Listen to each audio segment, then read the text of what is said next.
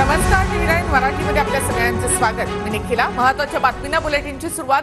दिल्ली आणि मुंबईमध्ये राजकीय हालचाली वाढल्या. एनडीए 7:30 वाजता आता सत्ता स्थापनेचा दावा करण्याची शक्यता आहे.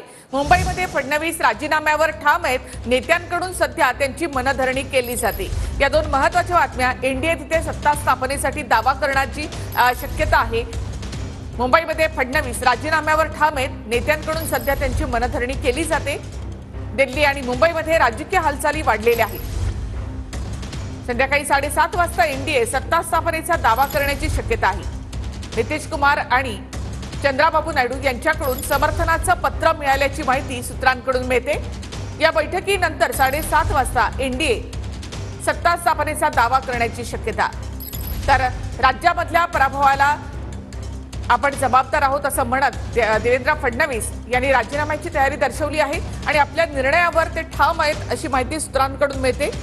नेत्यांकडून त्यांची मनधरणी केली जाते. सरकारमध्ये राहून सुद्धा संघटनेचं काम करता येऊ शकतं असं बावनकुळे यांनी म्हटलेलं आहे.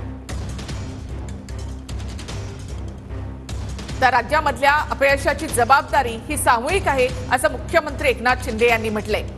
तर दिल्ली आणि राज्यात म्हणजे मुंबईमध्ये तेवढ्याच घडामोडी वाढलेल्या आहेत. एनडीए आजच सत्ता स्थापनेचा दावा करणार अशी माहिती मिळते.